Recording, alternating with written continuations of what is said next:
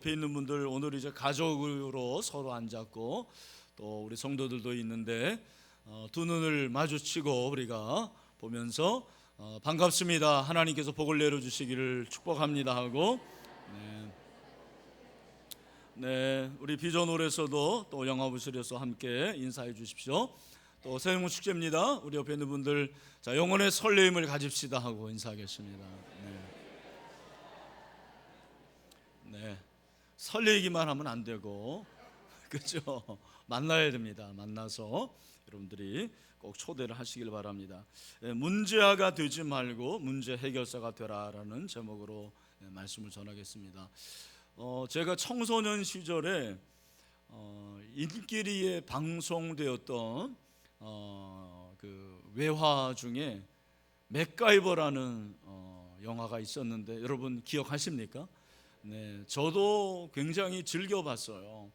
그 맥가이버가 사실은 첩보원이죠. 첩보원인데 임무를 수행하는데 아주 기가 막히게 임무를 수행합니다. 모든 문제를 해결하는데 특별히 그 맥가이버 칼이 있잖아요. 그 다용도 칼을 가지고 어떤 환경에서든지 그 문제를 해결하는 그 맥가이버라는 사람이 있었어요. 이 드라마가 방영된 후에 문제를 잘 해결하는 사람을 일컬어서 뭐라고 그랬습니까? 맥가이버 같다 그랬는데 여러분 혹시 그런 말을 들어보셨나요? 네, 별로 상관없는 제가 이렇게 보니까 우리가 어떤 공동체에 가서 문제를 일으키는 사람이 될 수 있고요, 문제를 해결할 수 있는 사람이 될 수 있겠더라고요. 여러분 어떤 사람입니까? 문제를 일으키는 사람입니까? 문제를 해결하는 사람입니까? 문제를 일으키는 사람을 가르쳐서 문제아라 그래요. 꼭 나이가 어려서 문제아가 아니고 성인도 문제를 자꾸 일으키는 사람은 문제아라 그래요. 프라블럼 메이커죠. 영어를 써서 죄송합니다만. 또 문제를 해결하는 사람, 문제 해결사들이 있죠. 이런 사람들은 프라블럼 솔버라고 그럽니다. 우리가 인생을 살아가는 데서 이왕이면 문제를 일으키는 문제아가 아니고 문제를 해결하는 그 문제 해결사가 돼야 되지 않겠습니까? 그렇게 축복합니다. 오늘 본문 13절을 보면 예수께서 들으셨다고 그랬는데 뭘 들으셨냐면 그 전의 내용, 헤롯 왕이 세례 요한을 죽였다라는 소식을 들은 거예요. 원래 세례 요한과 예수님은 사촌지간이에요. 어렸을 때 나사렛에서 같이 자랐습니다. 세례 요한이 6개월 전에 태어났습니다. 그렇게 세례 요한이 죽었다라는 소식을 들었을 때 예수님이 얼마나 마음이 슬프고 참 안타까웠겠습니까? 근데 예수님이 그 소식을 들으시고 배를 타고 떠났다고 그랬는데 왜 떠났냐면 가버나움을 떠난 거예요. 여기서 이제 떠난 것은 가버나움이고, 가버나움은 헤롯 안티파스의 관할 지역입니다. 그러니까 세례 요한이 민중을 이렇게 자꾸 이끌고 또 민중에게 인기를 끄는 가운데서 사실은 죽임을 당했잖아요. 예수님이 세례 요한보다 더 큰 인기를 그 당시에 끌고 있었어요. 그러니까 일단 피하는 게 좋을 것 같아서 예수님이 가버나움을 떠나서 따로 빈들에 가셨다고 그랬어요. 여기 빈들이라는 것은 정확히 말하면 벳세다 광야예요. 이 벳세다 광야는 가버나움에서 지리적으로 한 몇 시간이면 갈 수 있는 거리에 있었습니다. 근데 예수님이 가버나움에서 벳세다로 가실 때 두 가지로 갈 수가 있었는데, 하나는 육로로 걸어가는 방법이 있었고 또 하나는 배를 타고 항로로 갈 수가 있었습니다. 그런데 오늘 본문을 보면은 뭐를 타고 가신 거예요? 배를 타고 가셨습니다. 왜 배를 타고 갔을까? 아마도 사람들의 관심을 끌지 않기 위해서가 아닌가 생각합니다. 그래서 가능하면 사람들에게 관심을 끌지 않고 조용히 가버나움을 떠나서 이제 벳세다로 가려고 하는데 사람들이 아주 기가 막히게 아는 거예요. 이미 알고 벳세다로 예수님을 쫓아가서는 벳세다 광야에 모여 있었는데 그 인원이 적은 인원이 아니고 거의 한 2만 명, 장정만 5천이나 되는 많은 수가 모이게 된 것입니다. 근데 예수님께서 그들을 보시고 오늘 14절에 보면은 불쌍히 여겼다고 그랬는데 안타까운 마음이 있었어요. 참 그들이 이렇게 지도자가 없이 헤매이고 또 방황하는 그런 모습을 보면서 그들의 영혼들을 보고 불쌍히 여기는 마음이 있었어요. 불쌍히 여기는 마음을 가지고 그 중에서 특별히 병자들을 고쳐주셨습니다. 예수님이 치유 사역을 하시고 시간이 굉장히 지났는데 예수님이 시간이 지난 것도 모른 거예요. 시간이 저녁이 됐다고 그랬죠.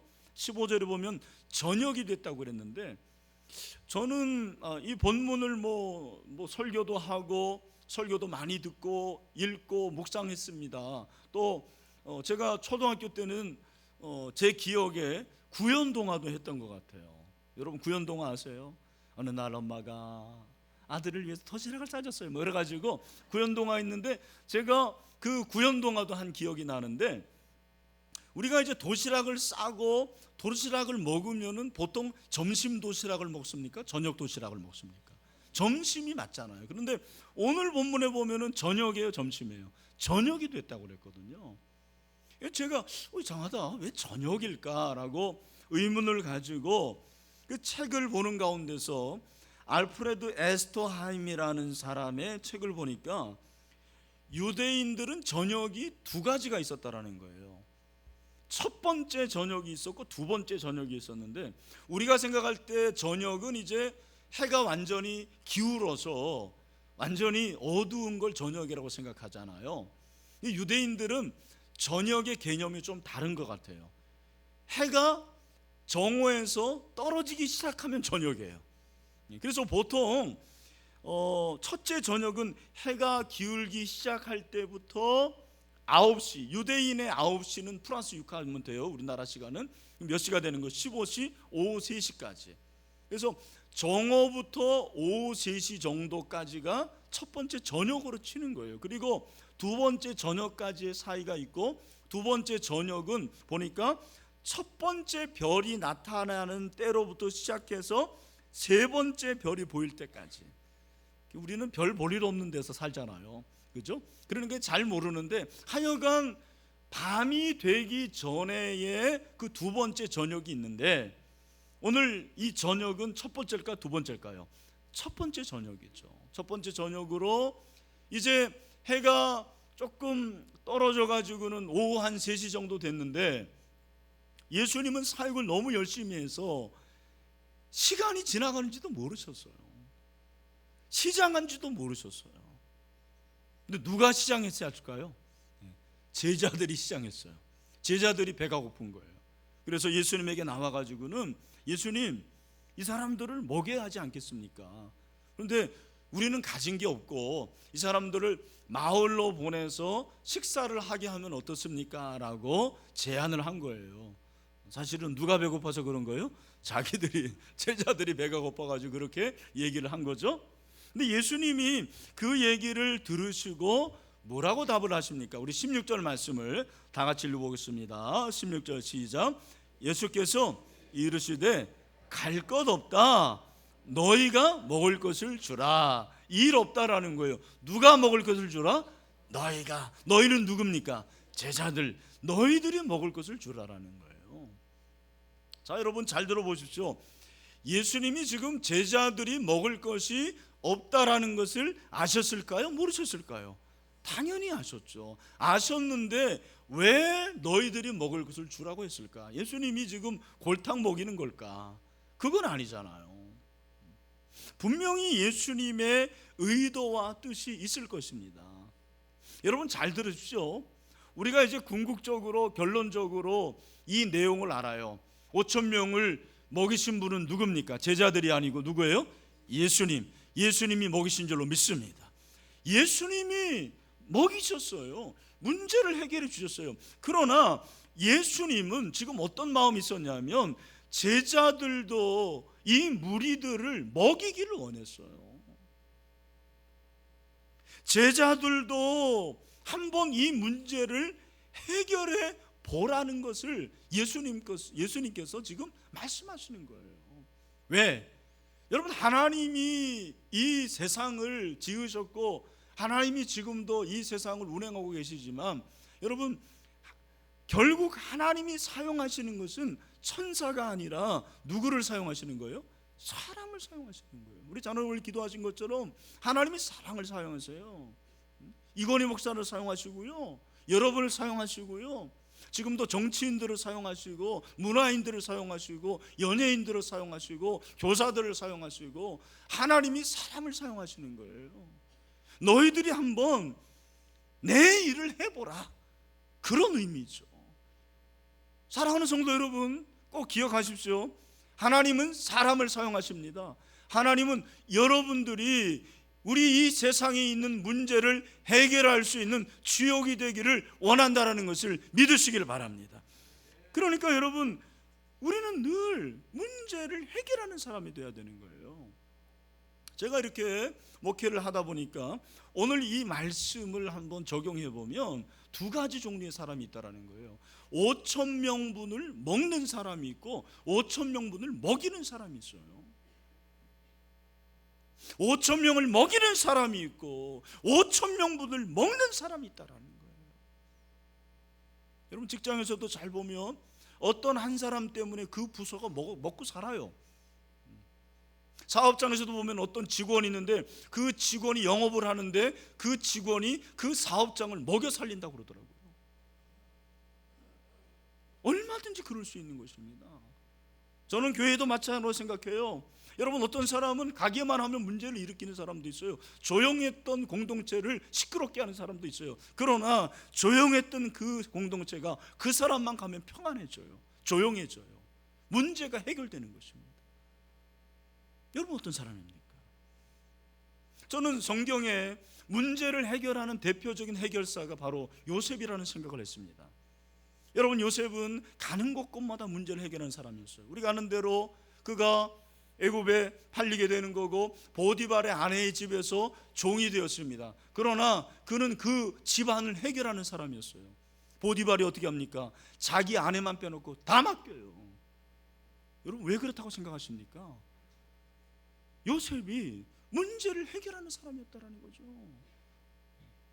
여러분, 요셉이 보디발의 아내의 유혹을 물리치고 그로 인해서 감옥에 갇히잖아요. 감옥에 술 맡은 간원장과 떡 맡은 간원장이 들어와요.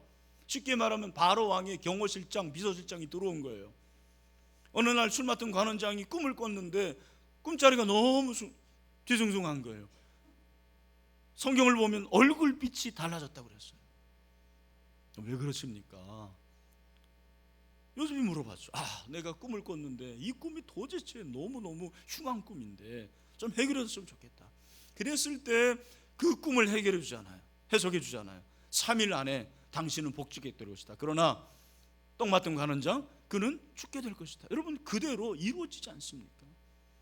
나중에 총리가 되죠. 애굽의 총리가 되어서 7년 풍년이 들었습니다. 곡식을 다 걷어들여 가지고는, 사다 들여 가지고는 큰 창고를 만듭니다. 곡식을 다 저장해 놓습니다.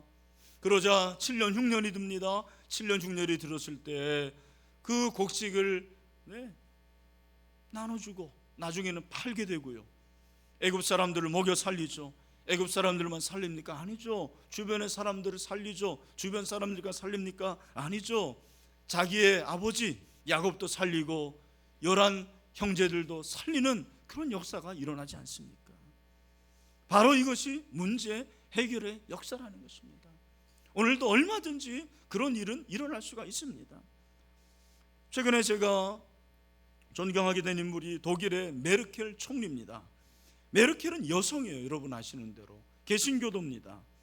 독일의 총리, 여러분 우리는 뭐 독일을 별 잘로 모르지만 아시아나 아니면 유럽에서 가장 대표적인 나라가 사실은 독일이에요. 독일이 주도적인 국가입니다. 그런데 메르켈은 독일의 지도자일 뿐만 아니라 유럽의 지도자예요. 세계적인 지도자입니다. 여러분, 메르켈이 아시는 대로 난민을 받아들이는 정책을 지금 계속해서 취하고 있지 않습니까? 여기에 대해서 부정적인 의견을 갖는 사람들도 많은 것 같아요. 저도 뭐 사실 그게 옳은지 그른지는 모르겠어요. 그러나 여러분, 매년 100만 명씩을 받아들입니다. 난민을 100만 명씩. 우리나라 지금까지 그렇게 다문화 형제 자매들이 많은데 그 다문화 가족들이 다 해도 200만 명이 안 됩니다. 그런데 매년 100만 명씩을 받아들이는 거예요. 저는 오늘 그 난민 정책이 옳으냐 그르냐를 말씀드리는 게 아니에요. 여러분, 그 정책으로 얼마나 많은 난민들이 새로운 삶을 살게 되었습니까? 새로운 인생을 살게 되었잖아요. 그들의 자녀들이 빛을 발했어요. 새 빛을 봤어요. 그런데 메르켈이 어떻게 그렇게 될 수가 있었는지 아십니까? 그에게는 인권 사상이 있는 거예요. 하나님께서 창조하신 그 사람, 그 한 사람 한 사람이 귀하다라는 거죠. 그 영혼들을 귀하게 여기는 그 마음이 있는 거예요. 그래서 여러분, 그 메르켈이 지금 독일의 가장 대표적인 존경받는 인물이 되었습니다. 그야말로 5천 명 아니라 수백만 명을 살리는 사람이 된 거예요. 이 영향을 받아서 여러분이 아시는 대로 영국에서도 총리를 뽑았는데 여성 총리를 뽑았어요. 메이라는 총리입니다. 여러분, 메르켈과 메이의 공통점이 뭐예요? 몇 자로 시작하는 거예요? 아니죠. 여성이고, 그리고 두 사람 다 정치와는 상관없는 전공을 했어요. 메르켈은 물리학 박사입니다. 그리고 메이는 지리학을 전공했어요. 그리고 또 다른 공통점이 뭐냐면 목사님의 딸들이에요. 여기 목사님 딸들 아마 있을 것 같은데, 여러분, 메르켈은 아버지가 원래 소독 출신인데 일부러 동독에 가요. 동독에 가서 동독에서 복음을 전합니다. 목사관에서 자라요. 그리고 메이도 아버지가 성공의 목사예요. 두 사람이 다 공통점이 뭐냐면 건실한 교육을 받습니다. 그리고 성경적인 교육을 받고 그 성경적인 세계관을 가지고 정치를 하는 거예요. 그 정치를 하니까 많은 사람들이 공감을 하게 됩니다. 그리고 많은 사람들을 살리는 그런 정치인이 되는 것입니다. 저는 오늘 두 사람이 바로 이 시대에 5천 명을 먹일 수 있는 사람이라는 생각을 해요. 사랑하는 성도 여러분, 섬김을 받는 사람보다 섬기는 사람이 되시기를 바랍니다. 여러분, 섬기는 것은 내가 어떤 사람, 무엇이 되느냐가 중요한 게 아니에요. 물론 그것도 중요하지만 무엇이 되느냐보다 더 중요한 것이 무엇이냐면 어떤 사람이 되느냐라는 거예요. 혹시 여러분 가운데서 뭐 의사가 있는지도 모르겠습니다. 아니면 의사와 관련된 사람이 있는지 모르겠습니다. 여러분, 의사도 5천 명을 먹이는 의사가 있고 5천 명분을 먹는 의사가 있는 것 같아요. 어떤 의사는요, 가기만 하면 무조건 MRI 찍자 하고요, 수술하자가 하고요, 자기의 돈만 챙기는 그런 의사들이 있어요. 제가 최근에 얘기를 들어보니까 우리 교회에서 멀지 않은 꽤 큰 그 병원 2개가 문을 닫았습니다. 이유가 뭔지 아십니까? 가기만 하면은 무조건 수술하는 거예요. 수술 안 해도 되는 건데. 그래서 어떤 사람이 고발을 했어요. 그 고발한 게 텔레비전 프로그램에 나왔어요.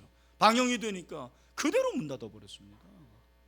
여러분, 그런 의사가 있는 반면에 의사 되기가 얼마나 어렵습니까? 그 의사 되기가 어려운데 의사가 돼서는 명절 때마다 단기 선교 나갑니다. 불쌍한 사람들을 돕습니다. 휴가 때마다 나가서 무료 진료를 하는 거예요.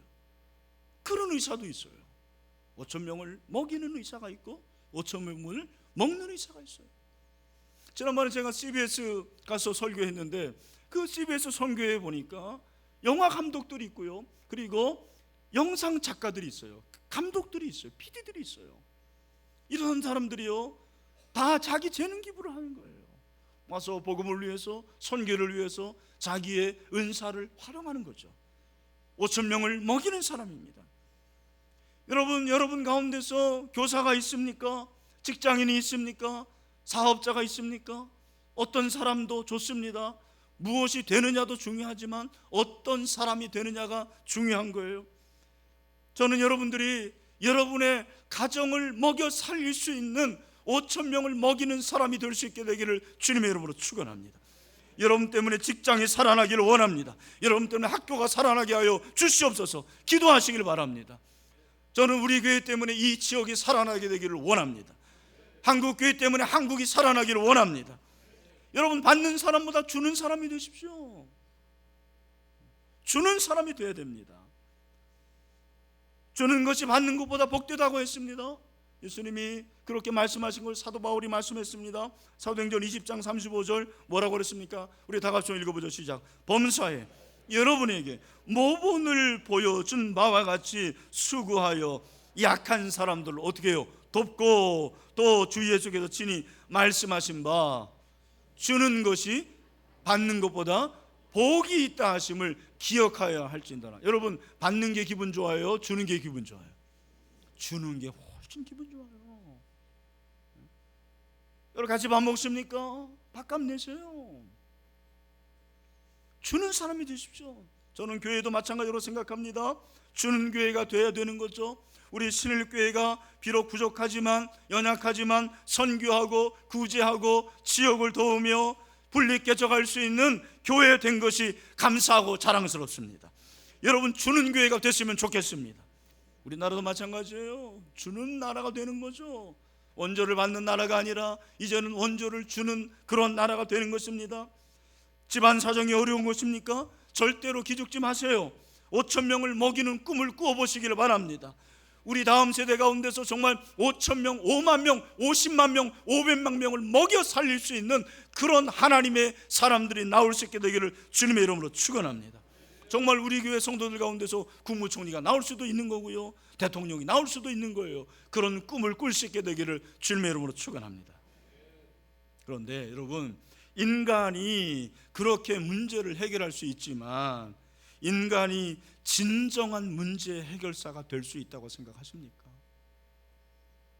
오늘 저는 이 질문을 여러분에게 던집니다. 인간이 어떤 부분에서는 문제를 해결할 수 있어요. 그러나 인간은 전적으로 문제를 해결할 수가 없어요.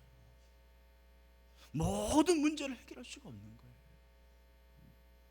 이 사실을 인정해야 돼요. 우리 다음 세대들, 여러분들이 꿈을 꾸고 비전을 가지고 많은 일을 할 수 있게 되길 바라요. 그러나 내 힘으로 모든 것을 할 수 있다라는 그런 교만함을 버려야 돼요. 내려놔야 돼요. 저는 그것이 겸손이라고 생각해요. 여러분, 제자들도 마찬가지죠. 예수님이 너희들이 먹을 것을 주라 했을 때 제자들이 뭐라고 말합니까?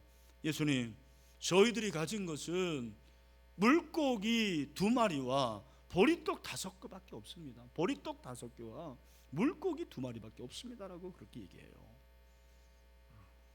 물고기가 2마리인지 보리떡이 5개인지 항상 헷갈리잖아요. 이번에 확실히 제가 설명을 드릴게요. 보리떡이 많아야 돼요. 5개예요. 왜냐하면 보리떡은 유대인들이 먹는 가장 초라한 음식을 대표했기 때문입니다. 그리고 물고기는 좀 괜찮은 음식이에요. 떡과 함께 먹는 서민 음식인데 말리거나 소금에 절인 생선을 먹게 되는 것입니다. 여러분, 더군다나 저는 이 설교를 준비하면서 그때가 오후 3시가 됐다. 여러분, 팔레스타인의 그 2시, 3시가 얼마나 뜨겁습니까? 가보신 분들은 알아요. 그러니 그 고기들이 어떻게 됐겠습니까? 다들 이렇게 무너져가지고 그렇게 되지 않았겠어요? 보리떡 5개, 그 초라한 떡인데도 오후 3시가 됐으니까 아마도 쉬기 일보 직전이었을 거예요. 예수님, 저희들이 가진 것은 이거밖에 없습니다. 다 시들어지고 신선미가 떨어진, 맛이 다 없어지는 그런 음식밖에 없습니다. 여러분, 이게 인생이에요. 저 여러분이 그렇게 화려한 인생이 아닙니다. 대단한 걸 가진 사람이 아니에요. 우리 뛰어나고 우리 능력 있고, 여러분, 그거는 잠시 잠깐이에요. 여러분 휴대폰을 만들어 가지고 수조 원을 벌지 않습니까? 갤럭시 7 노트 잘못 만드니까 손해가 수조예요, 수조. 저는 이걸 보면서 이게 한계구나. 저와 여러분은 모두 다 물고기 2마리와 보리떡 5과 같은 인생이에요. 근데 예수님 뭐라고 말씀하시는 거예요? 내게로 가져와라. 내게로 가져와라. 제자들이 가져갑니다. 여러분, 어떤 역사가 일어납니까? 19절에 보니까 무리를 명하여 잔디에 앉히고 떡 5개와 물고기 2마리를 가지사 하늘을 우러러 축사하셨어요. 그리고 떡을 떼어서 제자들에게 주셨어요. 직접 주신 게 아니에요. 제자들, 너희들이 갖다 주어라. 제자들이 무리에게 떡 떼어줬어요. 물고기를 떼어줬어요. 근데 신기하게 없어지는 게 아니에요. 여러분, 물고기 2마리, 보리떡 5개, 한 사람 몫입니다. 한 사람 주면 끝이에요. 그런데 예수님에게 드렸을 때 예수님이 제자들에게 나눠주시고 그것을 무리들에게 나누시는데 오병이어의 역사, 5,000명이 먹는 거예요. 그리고 또 남았어요. 12강줄이가 남았어요. 여러분, 우리는 이 본문을 너무나도 잘 압니다. 오병이어의 기적, 성경 기준에 몇 강줄이 남았느냐? 12강줄이. 그게 중요한 게 아닌 것 같습니다. 여러분, 오늘 마태가 이 본문을 통해서 우리에게 주려고 하는 메시지가 무엇일까요? 과연 이 사건을 읽는 독자들에게 어떤 것을 가르쳐 주기를 원하셨을까요? 저는 바로 이것이라고 생각합니다. 인생의 문제를 해결할 수 있는 궁극적인 해결사는 오직 예수 그리스도 한 분밖에 없습니다. 여러분, 믿으시기를 바랍니다. 그냥 알고 있는 대답이 아니고 여러분의 인격으로 이 예수 그리스도를 믿을 수 있게 되기를 주님의 이름으로 축원합니다. 여러분, 이걸 생각하면 마음이 정말 뜨거워져야 돼요. 전율이 흘러야 돼요. 나는 물고기 2마리와 보리떡 5개밖에 없는 인생인데 예수님이 나에게 오시면, 내가 예수님께 그걸 드리면 예수님은 5,000명을 먹이고도 남는다라는 이 믿음이 여러분에게 있으면 인생이 바뀌는 거예요. 오늘날 오병이어의 이 기사를 너무나도 잘 알고 있고 듣지만 믿지 않는 사람들이 너무 많습니다. 그런 거야. 성경의 일부분이야. 나하고 상관이 없어.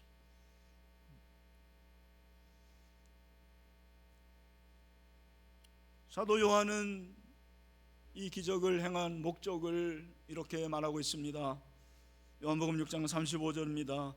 예수께서 이르시되 나는 생명의 떡이니 내게 오는 자는 결코 줄이지 아니할 터이요 나를 믿는 자는 영원히 목마르지 아니하리라. 아멘.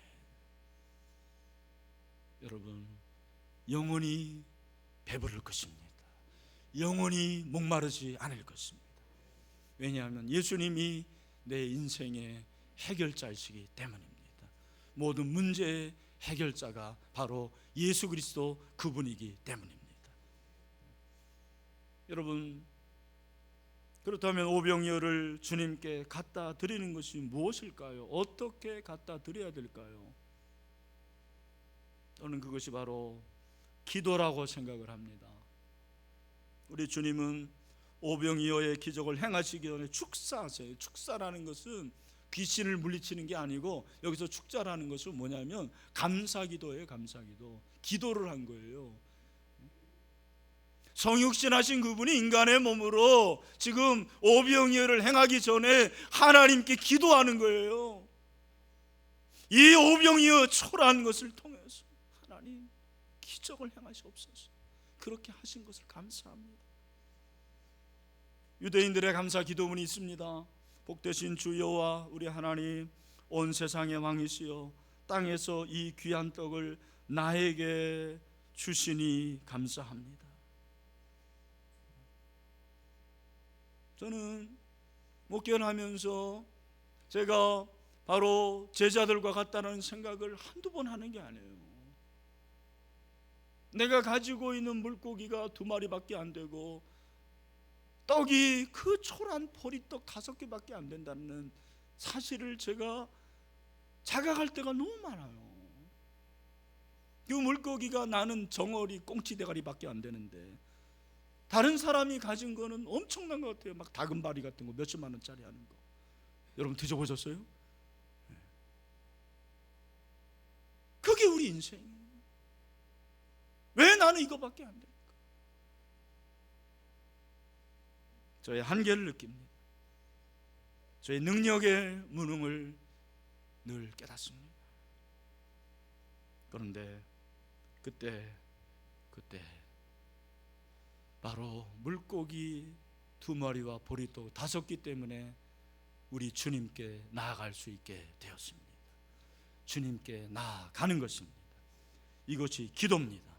그 한계가 저로 하여금 기도하게 만듭니다. 인간은 한계가 있습니다. 그런데 인간의 문제를 궁극적으로 해결하실 수 있는 분은 오직 살아계신 예수 그리스도 한 분밖에 없습니다. 오늘 그분이 여러분을 초대하십니다. 나에게 와라. 네가 가지고 있는 것을 나에게 주어바라고 말씀하십니다. 여러분 가운데서 저는 오병이어의 능력과 스펙밖에 없습니다라고 자포자기한 젊은이들이 있습니까? 사랑하는 젊은이들이요, 기도하십시오. 여러분의 스펙을, 여러분의 그 적은 능력을 사용하셔서 5,000명을 먹이게 하시는 기적을 행하실 줄로 믿습니다. 5,000명이 아니어도 좋습니다. 단 5명이라도 살리고 세울 수 있는 그런 하나님의 사람들이 나오게 되기를 주님의 이름으로 축복합니다. 여러분 가운데서 우리의 가정은, 내 가정은 너무 가난해서 물고기가 없습니다, 보리떡도 없습니다라고 생각하는 분들이 있습니까? 힘을 내십시오. 용기를 가십시오. 내게 능력 주시는 자 예수 안에서 우리는 모든 것을 할 수 있습니다. 이런 믿음이 생기는 이 시간이 되기를 주님의 이름으로 축원합니다. 말씀을 맺습니다. 여러분 기억하십시오. 이 세상에는 5,000명을 먹이는 사람이 있는 반면에 5,000명 분을 먹기만 하는 사람이 있어요. 저는 여러분들이 5,000명을 먹이는 해결사들이 되시기를 축복합니다. 우리가 다 하지 못합니다. 내가 가지고 있는 것은 초라한 물고기 2마리와 보리떡 5밖에 안 돼요. 그러나 주님께 맡기면, 주님의 손에 붙들림이가 되면 얼마든지 놀라운 기적을 행하시는 줄로 믿습니다. 그렇게 문제 해결자이신 예수님을 만나십시오. 그분을 의지하십시오. 그분을 믿을 수 있는 이 시간이 되기를 주님의 이름으로 축원합니다.